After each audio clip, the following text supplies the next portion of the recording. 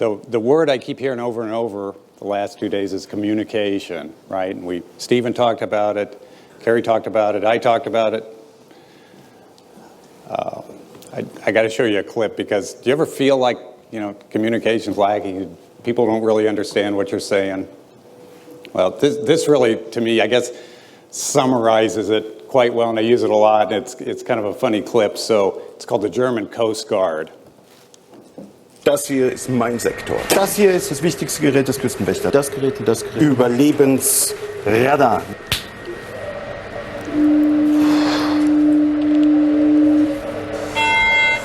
Mayday, Mayday.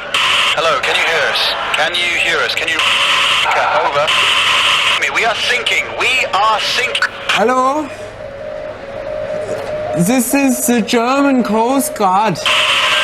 We are sinking. We're sinking. What are you thinking about?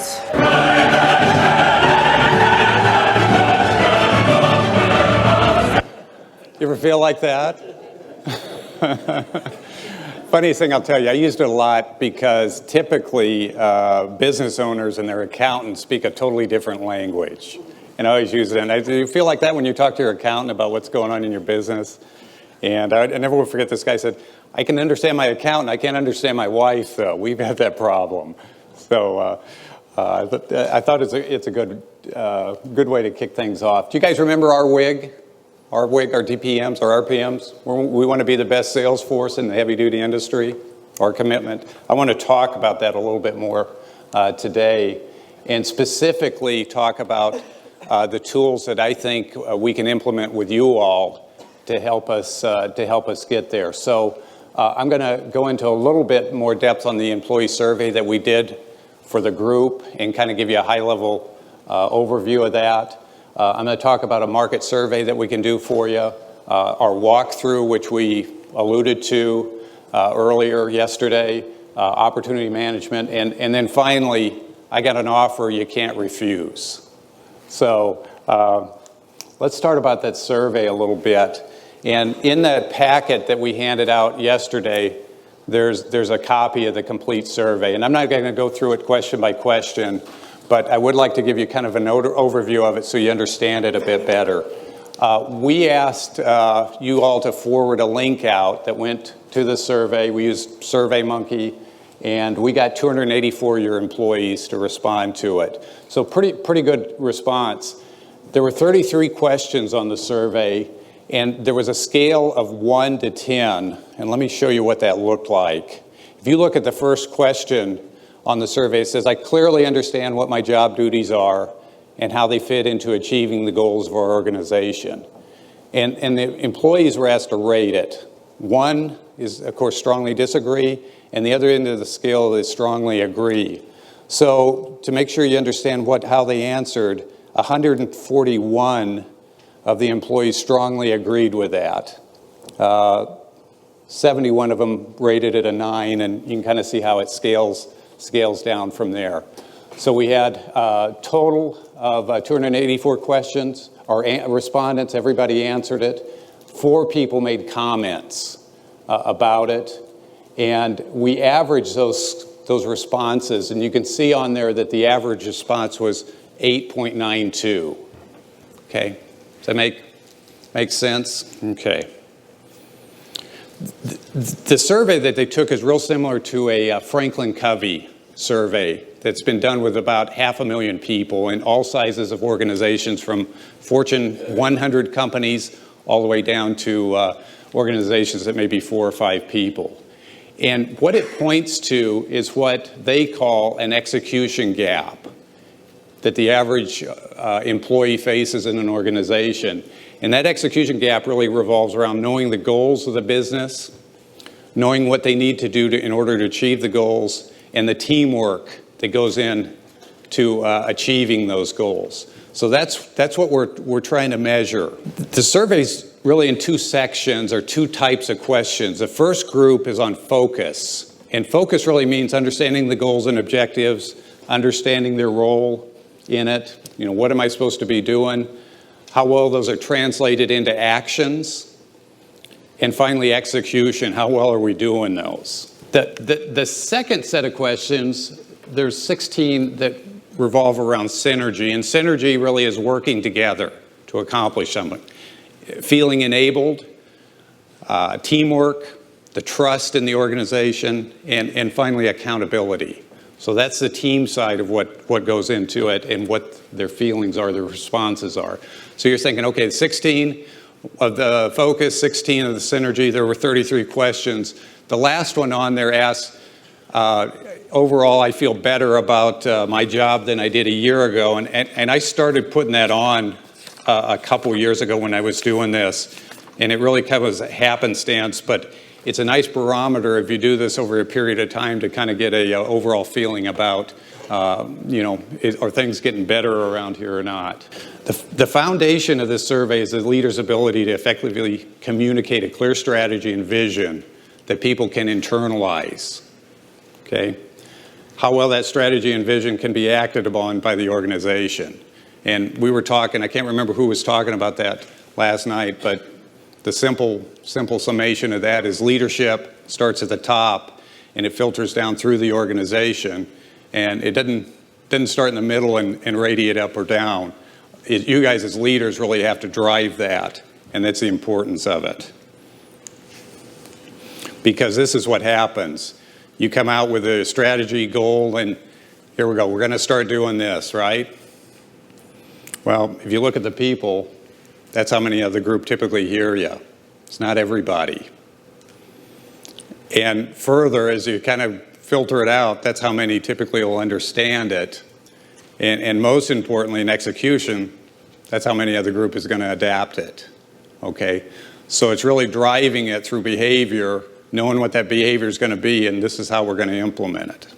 We're really running through this. I'll tell you my story on this with our DPMs. We're talking about MAP, we're talking about MV Select and what it can do for a business. All these things we're given to the DPMs, and we have the same thing. We think that they know what we want them to do, and we find out later that we didn't communicate it, and we didn't really build enough action steps and follow-up steps into it. So we're working through this just like you guys are in your business, really trying to drive change. And it's important to really remember this concept, because a lot of times we come out and this is what we want to do. I always use a story about my son when he was in high school, Matt. My wife made a deal with him. He could borrow her van, but I said you got to keep gas in it and you got to keep it clean.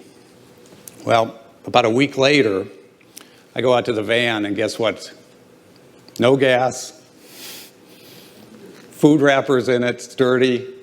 I said, Matt, what about the deal we had here? And I never will forget Matt saying, are we still doing that? Yeah,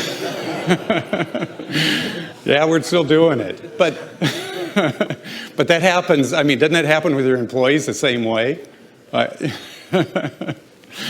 My wife actually probably says that about me too. But so here's what I can tell you. Those 500,000 people that I talked about earlier taking this score, the average score across the U.S. is a 4.7 or 47%. And on a scale of 0 to 100. So how effective are we really as a nation when we're really saying that we're only executing at about 47%? I'll tell you this because this is important, that businesses that are in the top 10% of their industry will score at 8.5 and higher. Okay, they've got the high level of communication, trust, the accountability, and all those things that really add up. So that's where I see such an importance in this. As a group, you all scored a 7.59. Okay, so national average is 4.7. You guys are 7.5. Top 10% companies, 8.5. Now, because it's a mix, we got a mixture of different scores in there, and this was a blind survey, and it was a big pot we dumped these in.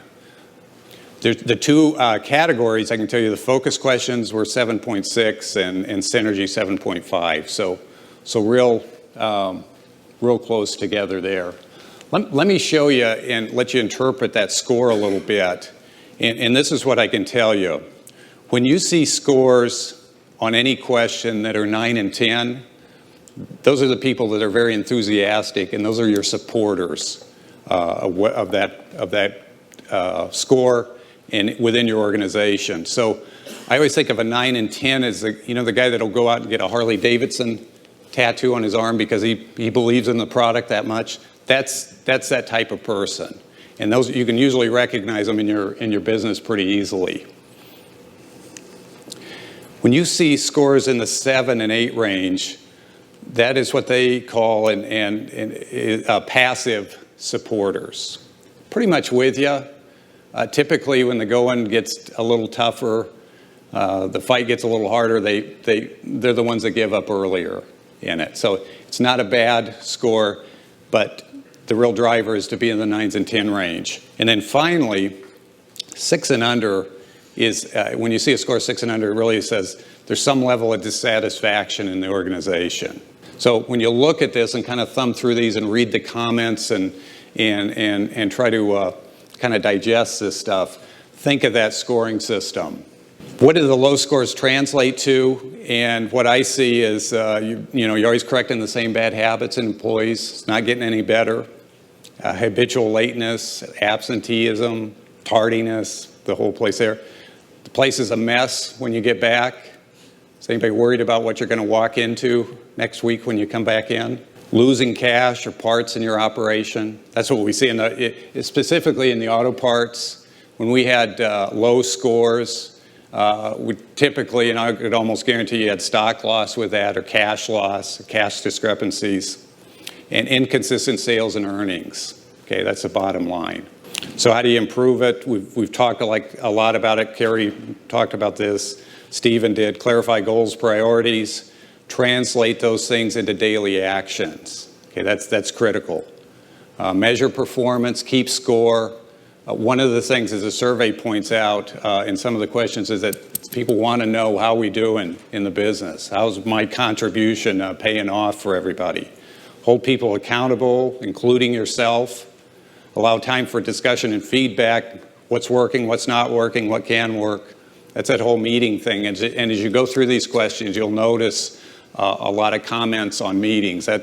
You got people pouring their heart out in some of these comments, wanting to know more about what's going on in the organization. The residuals that I can tell you come out of high scores is high dollar volume per employee, high invoice counts, low cash variance, accurate shelf counts, and consistent sales and earnings. I can guarantee when your scores are up, if you're in that 80, 85 range, your business is going to perform well. Okay. Any questions on that survey before I move on? I want to be brief, but if you have a question, let me know or get a hold of me, and I'd be glad to go over that one particularly. I'm going to kind of sum things up at the